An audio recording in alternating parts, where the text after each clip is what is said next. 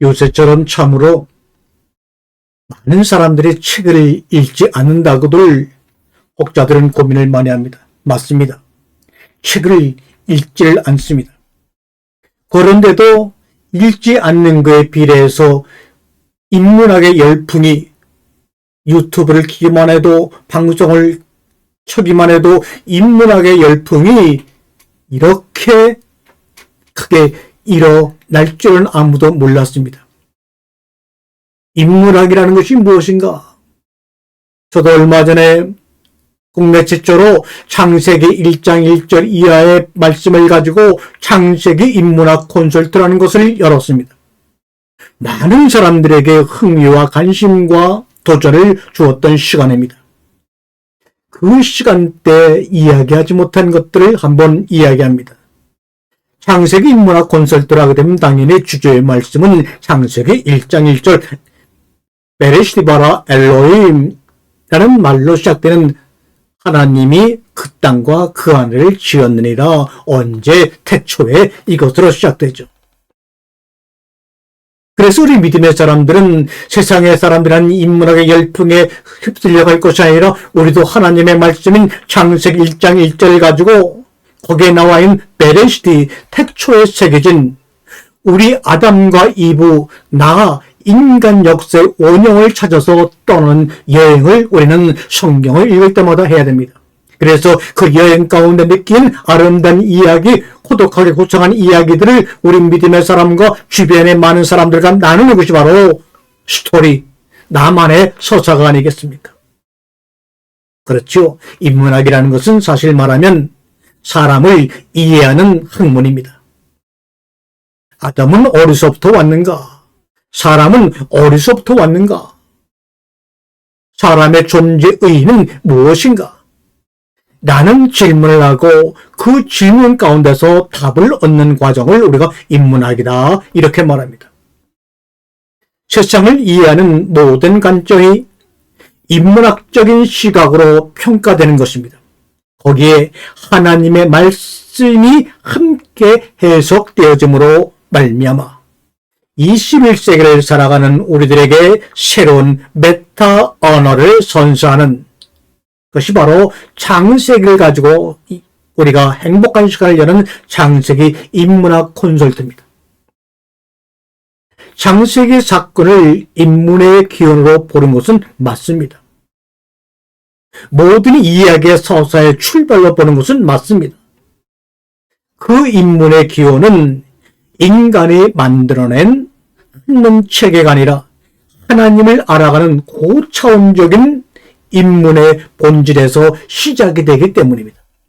나의 본질, 나의 형체, 나의 존재를 증험해 내는 것이 바로 인문학입니다. 이것은 곧 창세기에 기록된 인간론이며 인문 본질인 하나님의 형상과 모양대로 지음받았다는 것을 깨닫고 경험하는 겁니다. 그것을 인정하지 않는 인문의 기원은 아무리 열풍이 불어서 인기가 많아도 아무 소용이 없습니다. 인문의 기원은 창세기를 인간의 저작물로 취급하게 되는 것뿐입니다. 히브리어 성서의 지필과 편찬은 여러분도 알다시피 한두 해에 만들어진 것이 아닙니다. 1000년에 걸쳐서 창세기부터 말라기까지 기록이 된 겁니다. 그 시작인 창세기는 경전인 동시에 서양 문화와 정신의 근간을 이루는 역사와 철학의 시온이라고도 할 수 있습니다. 이 창세기라고 하는 복잡한 테스트를 인간의 생명과 생명의 삶과 기원에 관한 이상적이고도 아름다운 이야기로 우리 앞에 펼쳐놓는 시간이 바로 창세기를 통한 인문학의 콘설트 시간입니다. 그런데 한 번도 창세기 1장 1절과 1장과 2장과 3장을 가지고 거기에 우리에게 펼쳐지는 아름다운 서사시, 이상적이고 아름다운 이야기를 우리는 발췌해서 서로 들려줄 줄을 몰랐습니다.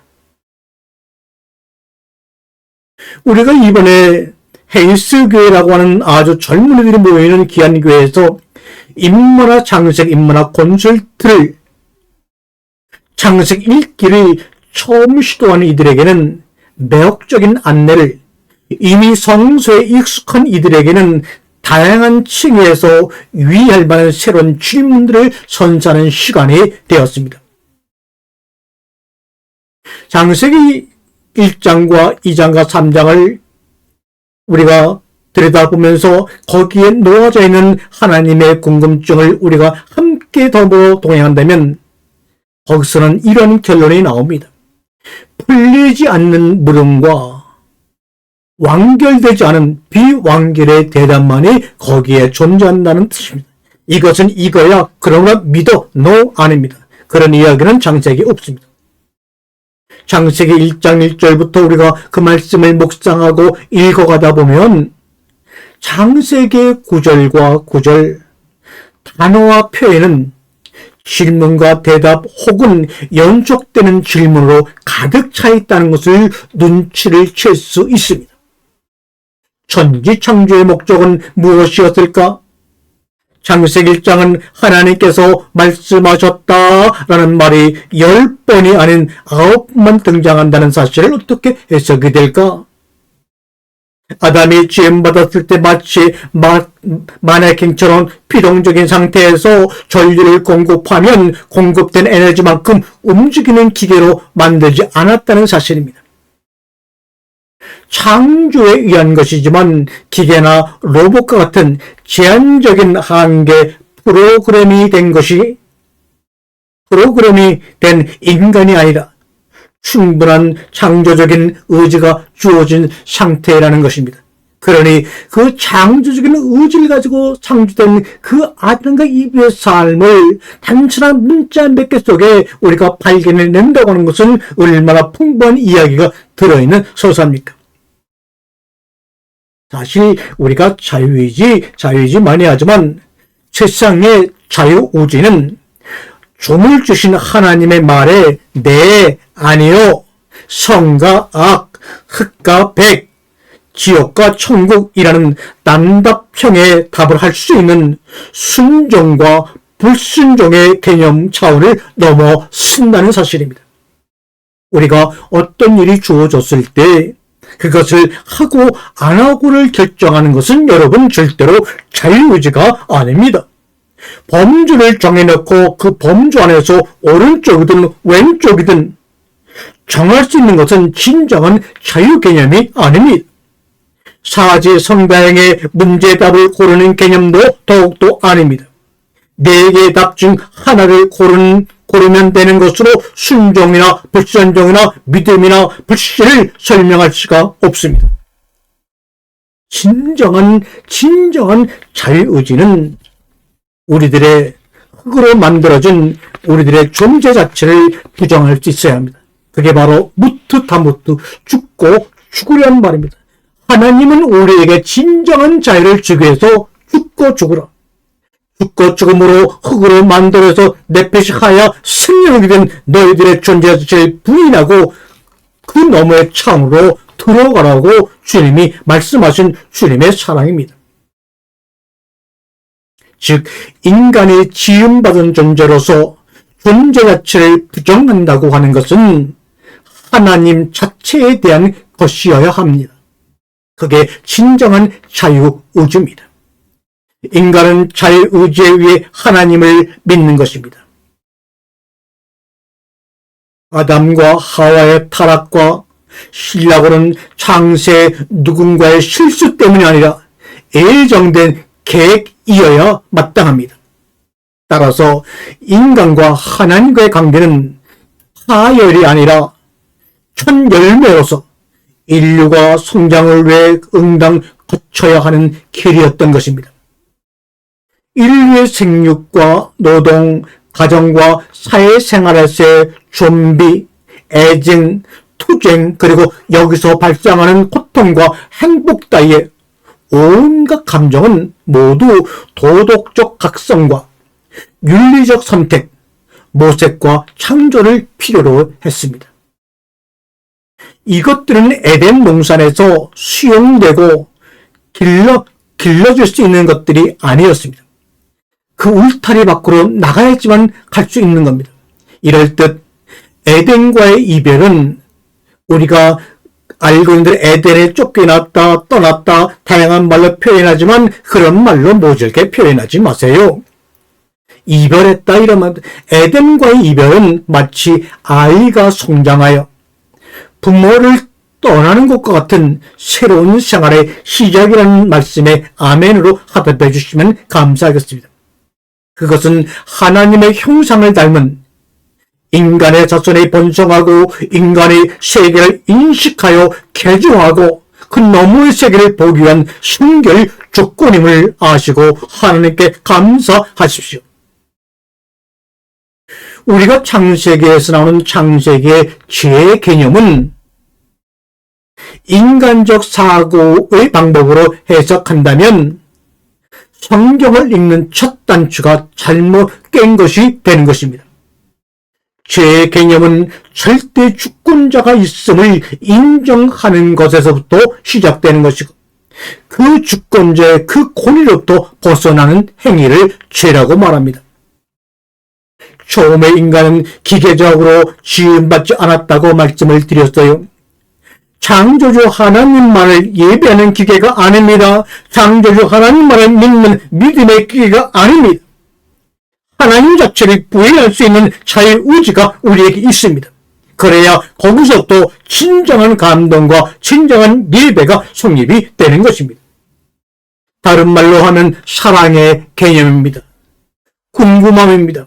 죄는 사랑의 개념으로 이해해야 합니다. 죄는 사랑의 개념으로 출발해야 합니다.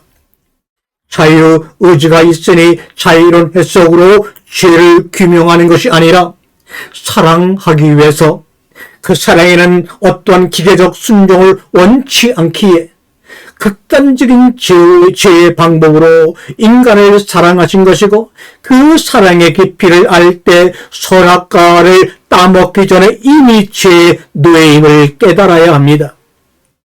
인류의 생육과 노동, 가정과 사회생활에서의 좀비, 애증, 투쟁, 그리고 여기서 발생하는 고통과 행복 따위의 온갖 감정은 모든 도덕적 각성과 윤리적 선택, 모색과 창조를 필요로 합니다. 말씀드렸지만 이것은 에덴 동산에서 수용되고 훈련되고 길러질 수 있는 것이 아니었습니다. 이렇듯 낙원과의 이별은 에덴 동산에서의 이별은 마치 아이가 성장하여 부모를 떠나는 것 같은 새로운 생활의 시작입니다. 그것은 하나님과 흡사한 인간의 자손이 번성하고 인간의 세계를 인식하기 위한 순결 조건이라고 말씀드렸습니다. 따라서 에덴 동산은 인간의 조상이 오후에 영원히 머무를 수 있는 곳이 애초에 아닙니다. 그러므로 하나님의 자녀들이 에덴 동산에서 나온 이유는, 쫓겨난 이유는 우리가 말하는 죄 때문이 아님을 여러분 고백하시기 바랍니다. 창세기 1장 1절 태초에 하나님이 그 땅과 그 안을 창조했다라고 하는 것은 그 너머의 세상이 있다는 겁니다. 그 너머의 세상이 있다는 것을 말하는 겁니다. 그 너머의 세상을 우리들에게 궁금한 마음으로 찾아보라는 겁니다. 내가 답을 해주겠다는 겁니다. 내가 보여주겠다는 겁니다. 히브리어 성경은 다음 문장으로 시작합니다. 베레시바라 엘롬 옙 하셴만 옙 하레츠. 그렇다면 창세 이전의 태초는 창세기 1장 1절 그 너머의 세상은 어떤 모습일까? 올 한 해도 그 말씀을 붙잡고 화두로 삼고 그 너머의 세상을 경험하며 찾아가는 우리 모두가 되기를 주님의 이름으로 축원합니다. 아멘.